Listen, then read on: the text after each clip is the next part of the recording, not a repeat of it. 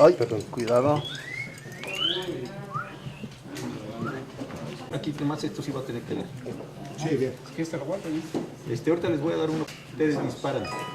Ministro, buenas tardes. Hola. En primer lugar, quiero preguntarle qué consideraciones tiene usted en cuanto a los cuestionamientos que ha habido en las últimas fechas de servidores públicos como el Comisionado Nacional de Seguridad, del Secretario de Gobernación e incluso el Jefe de Gobierno de la Ciudad de México, de relacionar el alza de cierto tipo de delitos con la implementación del sistema oral adversarial, que por ejemplo una queja que se tiene aquí en la Ciudad de México es que delitos como los robos pues prácticamente son de puerta giratoria.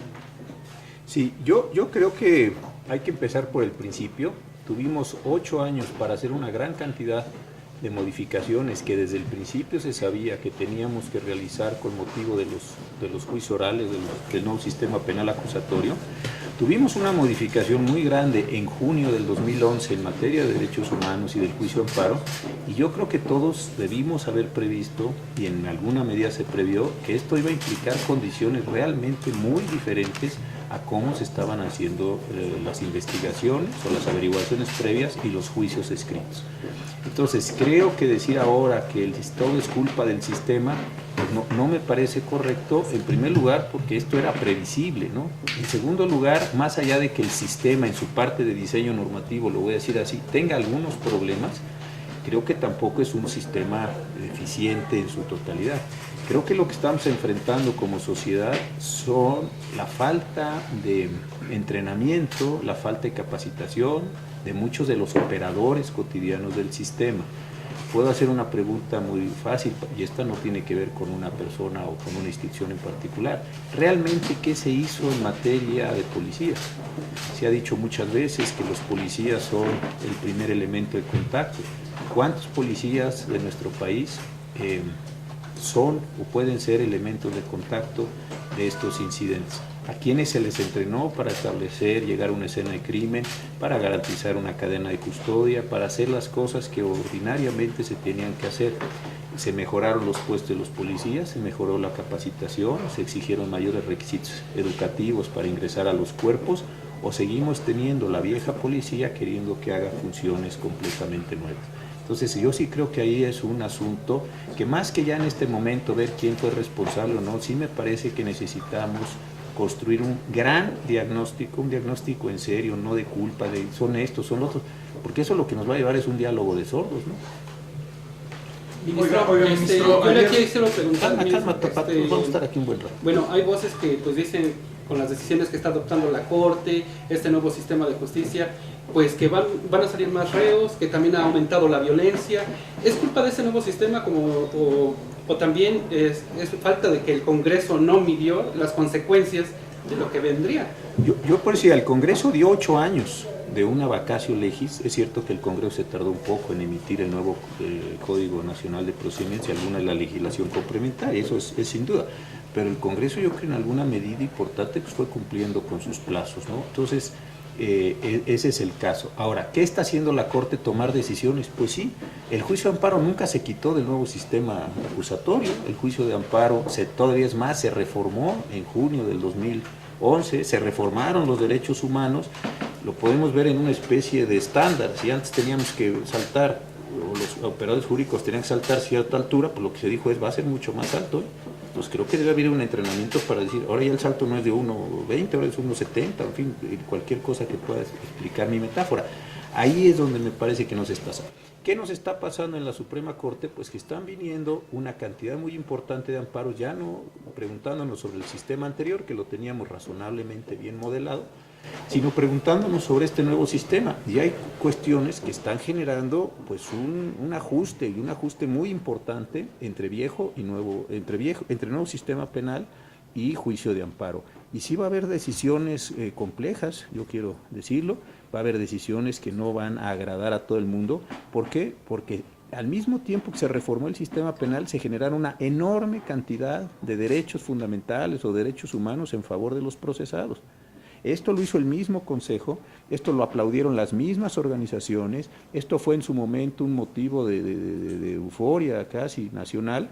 Bueno, pero yo creo que hay que hacernos cargo de que eso estaba a la vista y sabía que iba a empezar a funcionar, ¿no? Entonces, hoy sí me parece un poco preocupante decir, bueno, es que la Corte está haciendo que de verdad no sabíamos ya desde hace varios años que esto iba a tener implicaciones muy grandes en la manera de actuar de la Corte y en la forma en la que se están desarrollando los procesos.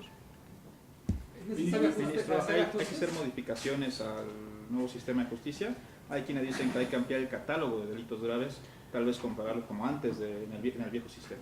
Yo no podría decir si esto, porque esto pues es una función básicamente del Congreso de la Unión, en la medida en que otra reforma constitucional señaló que toda la materia de procedimientos penales y procesos penales correspondería al Congreso de la Unión. Si el propio Congreso se dio facultad, hizo una reforma que aprobaron las legislaturas de los estados para que el Congreso fuera el responsable. Yo creo que no. Ahora, más allá de cuáles son las concretas, toda normatividad hay que estarla revisando con frecuencia. Pues las normas jurídicas, ¿qué es lo que hacen? Señalan supuestos muy generales de conducta de las personas. Estas se ponen a funcionar y cuando se ponen a funcionar las normas, pues se ve que aquí no quedó clara una cosa, se ve que aquí genera interpretaciones, se ve aquí genera lagunas, como usamos nosotros el nombre en un sentido técnico. Entonces, ¿qué es lo que hay que hacer? Pues sí, revisar esto periódicamente. Ahora, sí introducir un nuevo catálogo de delitos, me parece, lo digo con mucho respeto, que podíamos entrar en condiciones como las que tuvimos en el pasado. Cuando empezó en otras legislaciones nacionales, solo se iba a prisión preventiva los delitos que tuvieran una pena de media aritmética superior a los 5 años. Entonces, ¿qué fue lo que se empezó a hacer? Pues ir incrementando las penas para que al final del día prácticamente todos los delitos tuvieran prisión preventiva. ¿Puede empezar el legislador ese camino? Pues están todas sus competencias de hacerlo. Yo no creo que sea un buen camino porque otra vez vamos a trastocar toda la filosofía que teníamos en esta materia de juicios orales, por la sencilla razón de que lo que se dijo es, solo estos delitos van a ir a prisión preventiva, el resto tendrá su libertad, el resto enfrentará el proceso en libertad, tendrá algunas medidas de vigilancia, etcétera, y una vez que esas medidas no se cumplan o se llegue a una sentencia, pues las personas irán a la cárcel. Esto cambia también otra realidad, tenemos muchas personas en las cárceles, hay muchos informes de distintas organizaciones de la CNDH y de otras organizaciones diciendo lo complicado que está la situación de los penales en el país. Entonces, ¿qué es lo que vamos a hacer? Simplemente modificar los supuestos delictivos para otra vez meter, mientras están en proceso a las personas. Yo creo que es una decisión que se tiene que madurar y que reflejar. ¿Usted quería decir? Okay. Ayer las organizaciones civiles decían que también se requiere un diagnóstico, así como usted lo menciona al principio. Sin embargo, dicen, le falta madurar al nuevo sistema. Y ponen ejemplos como en Chile, donde dejaron pasar 10 años para hacer un diagnóstico de los primeros 5 años. Preguntarle si usted cree que se necesita un diagnóstico antes de hacer propuestas de cambios como lo ha propuesto la CONAGO. También dice, tenemos un problema de falta de capacitación. Bueno, ¿qué opina usted de estos 8 años en los que se invirtieron miles de millones de pesos en la capacitación de policías, de ministerios públicos, de jueces? Y en 2011 usted platicaba también, escribía sobre la tormenta judicial perfecta. Si es que todos estos parámetros de los que usted hablaba, pues bueno, finalmente se cumplen, ¿no? Con lo que estamos viendo de la implementación del nuevo sistema de justicia. Mire, yo creo que los diagnósticos los podríamos diferenciar. Sí hay diagnósticos que hay que esperar tiempo de maduración. Por ejemplo, estos diagnósticos de carácter puramente normativo, sí a mí me parece que es muy pronto para decir, el artículo tal de la Constitución o el artículo tal no funciona. Yo creo que eso puede esperar. Pero sí hay diagnósticos que desde hoy podemos hacer. Los diagnósticos es, ¿y cómo están los policías? ¿Y cómo están los servicios periciales? ¿Y cómo están las defensorías públicas? ¿Y cómo están las fiscalías o los ministerios públicos? Eso yo creo que no tiene que esperar más. Es más, estamos atrasados desde mi punto de vista muy personal en la forma de realización de esos diagnósticos. ¿Cuántos servicios periciales de las entidades federativas, por decir algo así rápido, están funcionando? ¿Cuántos servicios forenses están a la altura de los nuevos juicios orales? Eso no necesitamos esperar 10 años. En 10 años esto es una cosa que se va a ir complicando cada vez más. Entonces, ese tipo de cosas sí. Otras cosas, pues uno podría decir, hombre, no salgamos asustados, dejemos que ciertas cosas maduren, que otras cosas no. Yo creo que son diferenciales, pero decir que todo debe diagnosticarse hoy o que todo debe diagnosticarse en 10 años, yo creo que sería un grave error. Ahora, la segunda parte de su pregunta era ¿cuál? ¿Qué opina de estos miles de millones de pesos que se invirtieron para Bueno, la capacitación?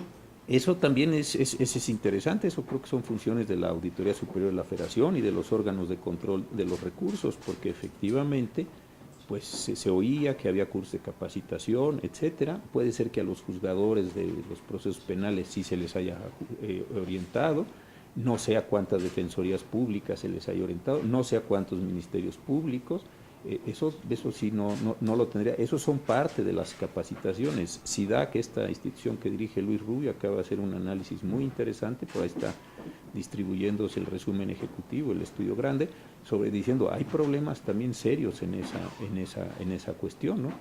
Yo en la parte de los recursos sí no les sabría decir exactamente cómo y cuánto se gastaron, en fin, pero sí uno podría decir el gasto no tuvo la mayor eficacia. ¿Por qué? Porque no se ven los resultados que era esperable para ese volumen de gasto.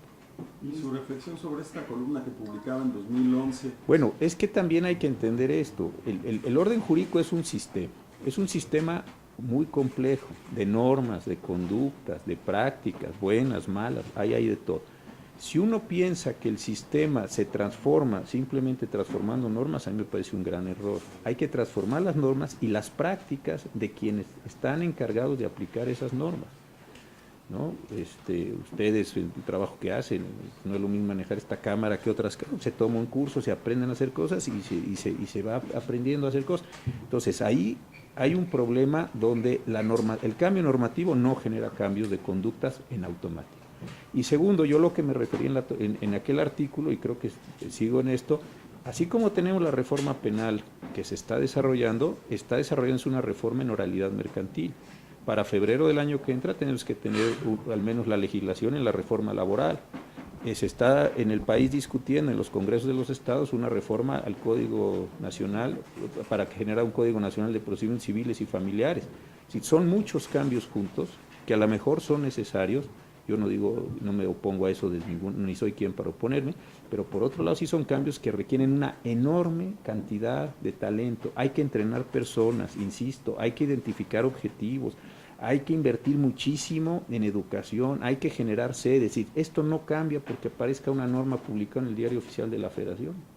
Además de la falta de capacitación de los operadores, ¿se puede hablar de que un sistema hipergarantista también es parte del problema del funcionamiento? Pero a ver, el sistema hipergarantista fue diseñado por el mismo órgano, o por el órgano que reformó la Constitución, que quiso diseñar el sistema judicial. Entonces, esto es lo que yo decía. En 2008 se genera un sistema penal, perfecto. Ya más o menos teníamos una idea general de por dónde iban a ir las cosas. Ese mismo órgano, en 2011, dice, ahora, ampliemos todo el catálogo de derechos, generemos un artículo primero de la acción potentísimo, y además ampliemos todas las posibilidades de protección del juicio de amparo. Yo, como decía hace un momento, para agosto del 2011 ya sabíamos qué reglas del juego nuevo había. Entonces, sí hay un sistema garantista, sí, pues es el artículo primero, más un sistema penal nuevo junto, más un juicio de amparo junto, en un contexto de inseguridad nacional muy, muy serio, que pues, nadie lo puede negar. Entonces, todo eso pónganlo ustedes juntos, pues ahí están los resultados. Y adicionalmente, poco ejercicio de capacitación, poca previsión, pues ese es el tema. Ministro, ¿cuál es el eslabón más débil del nuevo sistema? Pues es muy difícil porque tendría uno a lo mejor que ir estado por estado, tendría uno que empezar a identificarlos. Pero yo creo que hay más que así uno en particular, porque insisto, si no tendríamos que tener una base empírica, de análisis empírico muy serio, pero así en términos generales yo creo que sí tenemos deficiencias de policías, tenemos deficiencias de servicios periciales y de fiscalías. Y voy a decir por qué.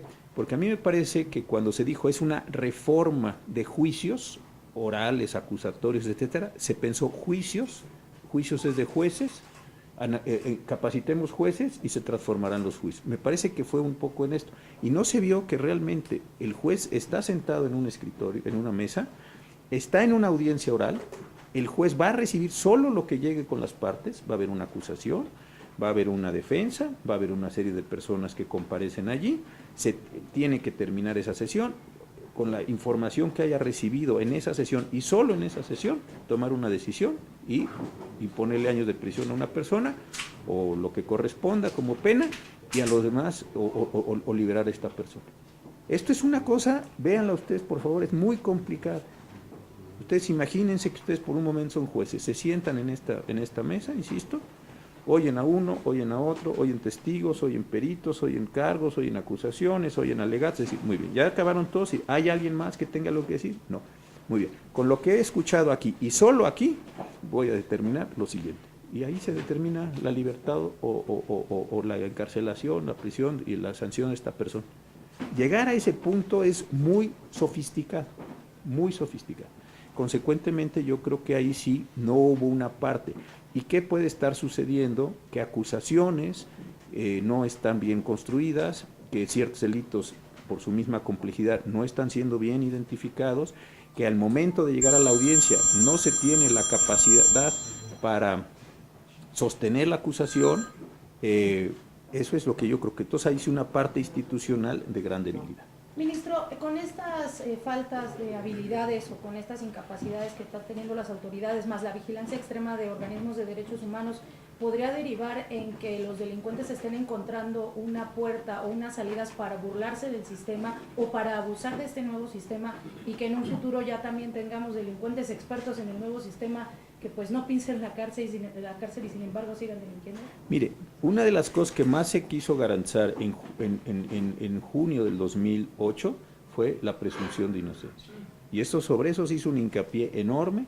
Se dijo finalmente México llega a un estado de madurez judicial y sobre esto ha habido una gran cantidad de casos y de momentos donde la presunción de inocencia se elevó a un rango de extraordinaria importancia. Ese principio es justamente el que rige en los procesos.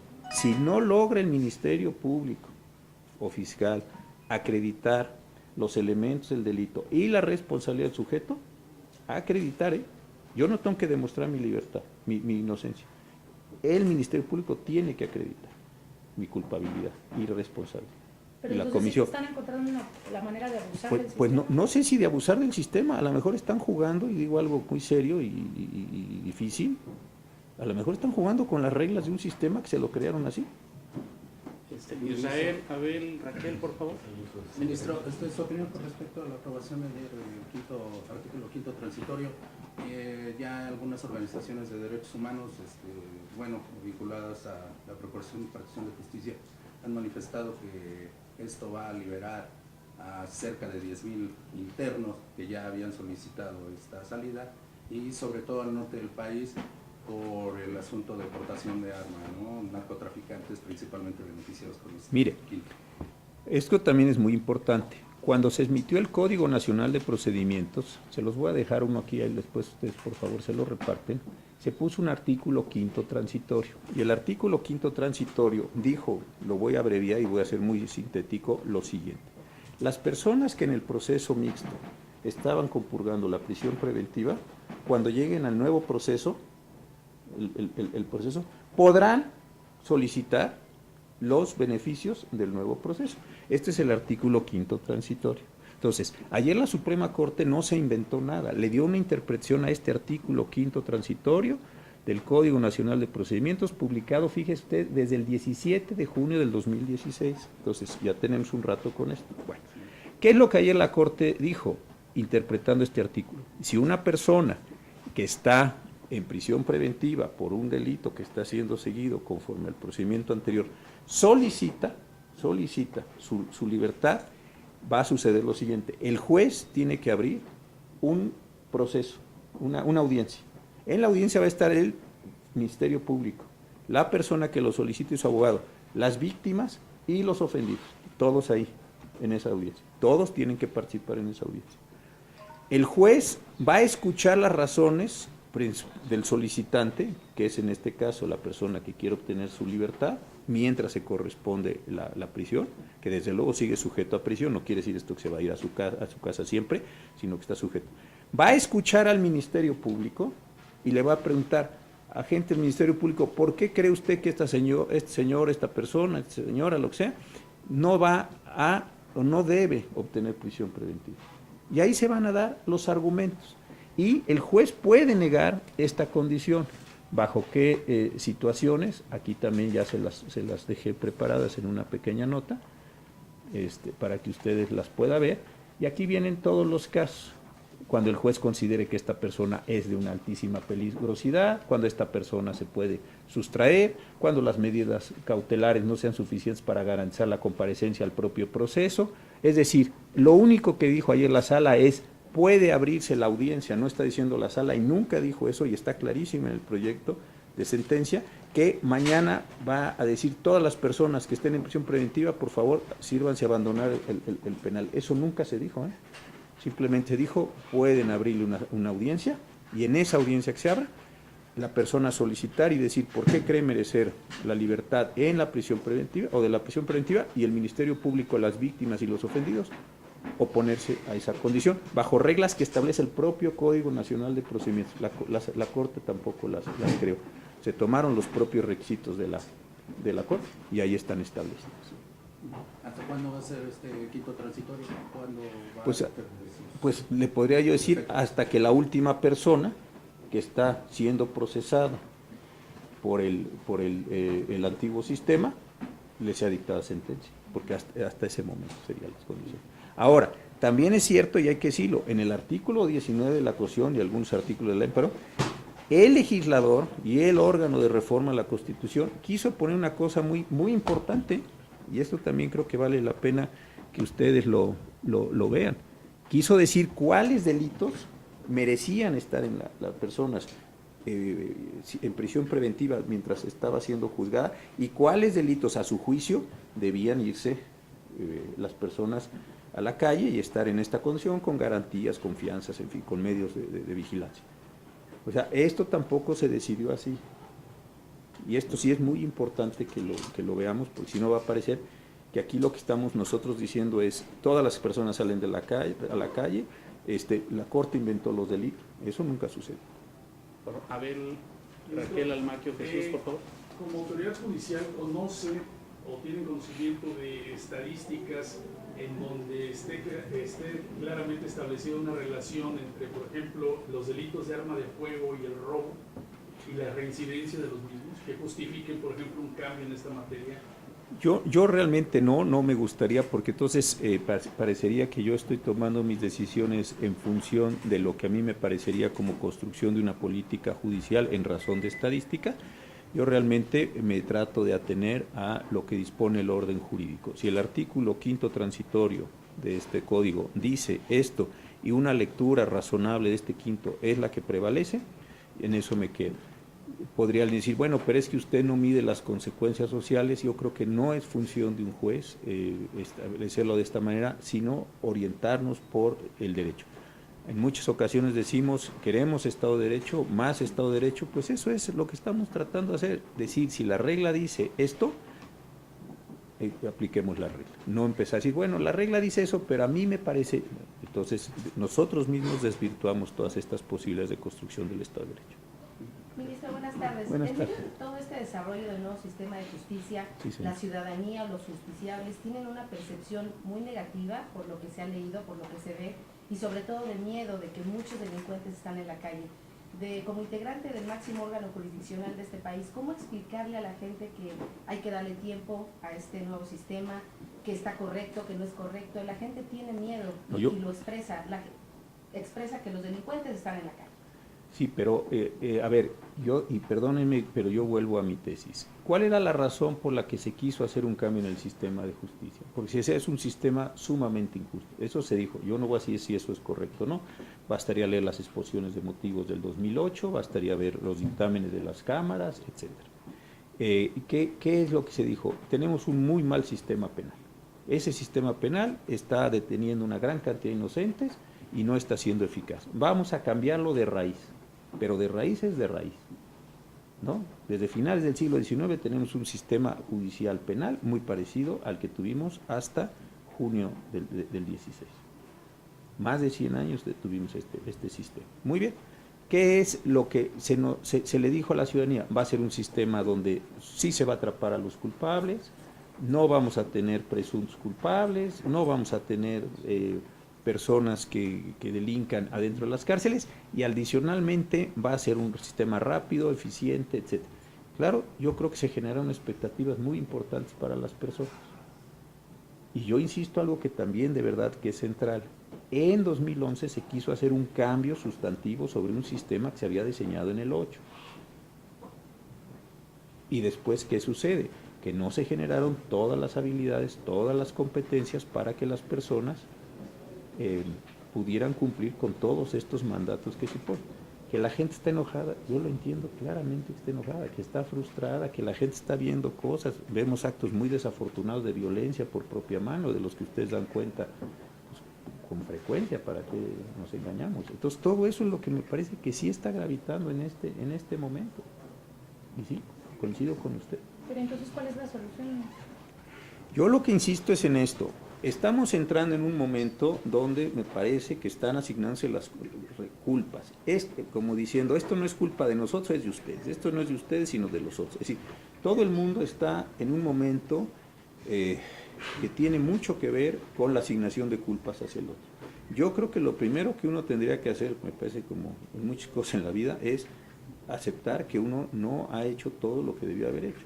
Una especie de autodiagnóstico, una evaluación, si se puede decir una autoevaluación, decir, a ver, todo esto que yo tengo no está funcionando.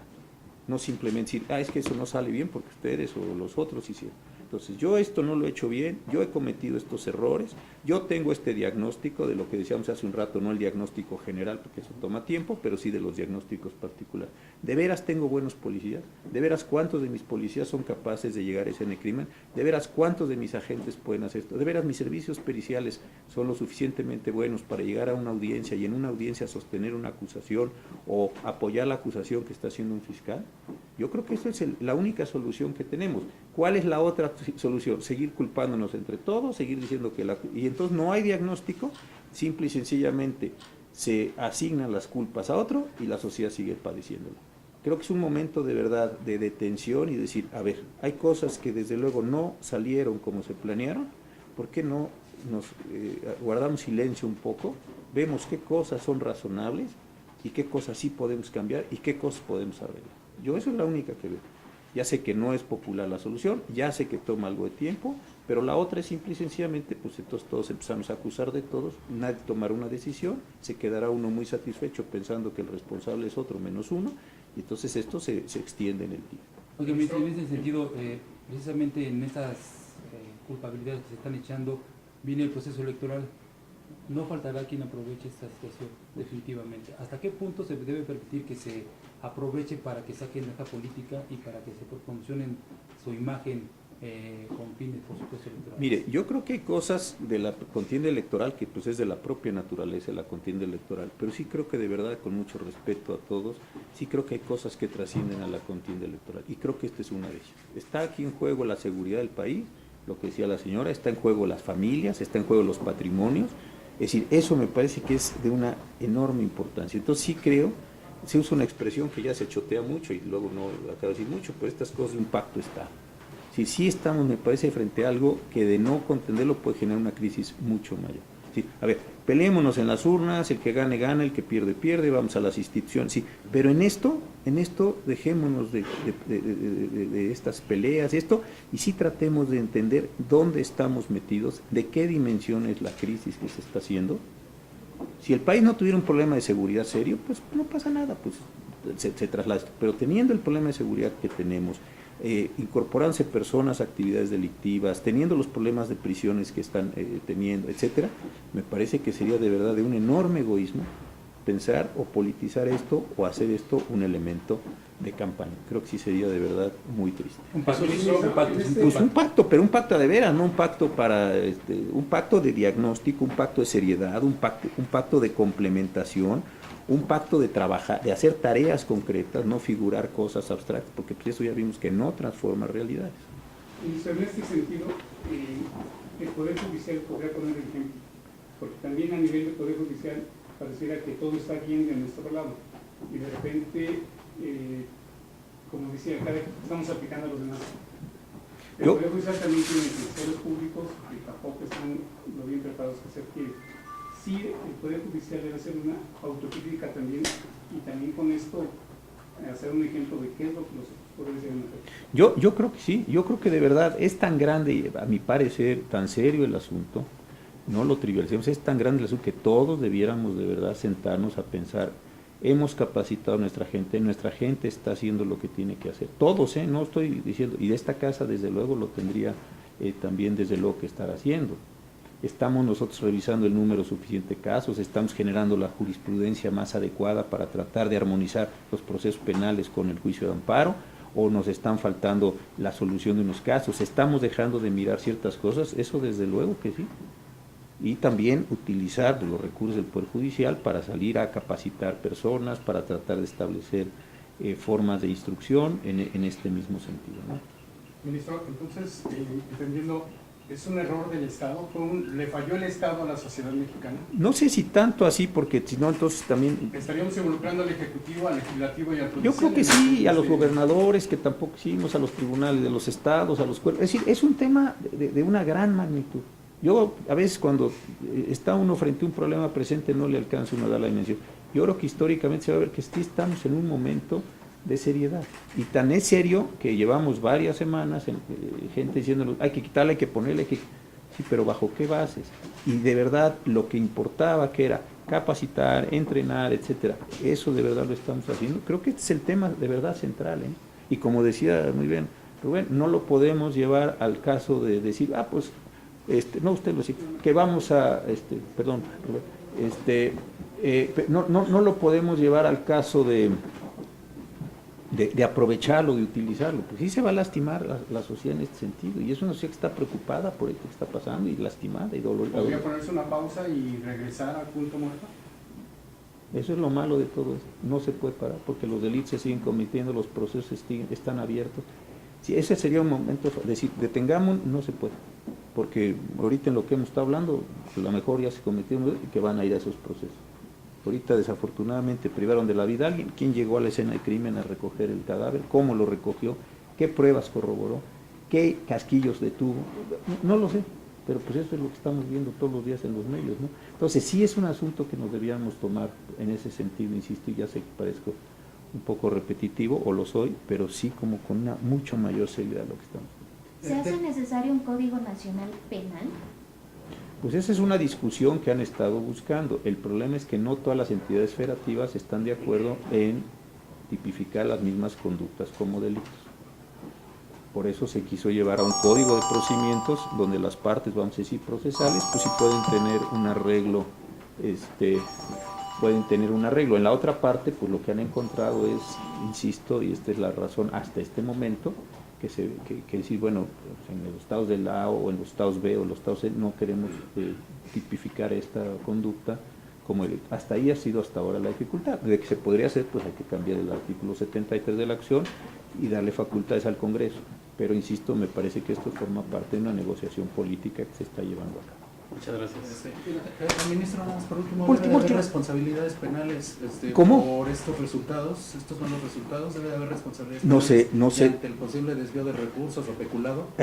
Por eso decía yo al principio, aquí sí no nos toca, a nosotros nos toca venir como juicio. Creo que sí la Auditoría Superior pues, debe estar trabajando, porque hay recursos que se asignaron, las Contralorías de los estados, ahora el Sistema Nacional Anticorrupción. Pues sí, también eso es, pero no me quisiera pronunciar porque después esos asuntos vienen aquí y van a decir que yo ya dije, yo no he dicho nada de eso, que hagan las auditorías y los órganos sus investigaciones y si llegan a venir como procesos, pues entonces ya los vemos. Espera que el sistema penal acusatorio llegue ante la Corte. Pues está aquí todos los días, esa es la sentencia de ayer. Todos los días está aquí el sistema penal acusatorio de muchas maneras. Gracias a todos. Se lo dejo a Carlos y ahí ustedes se lo repartan. Te recuerdo del ministro,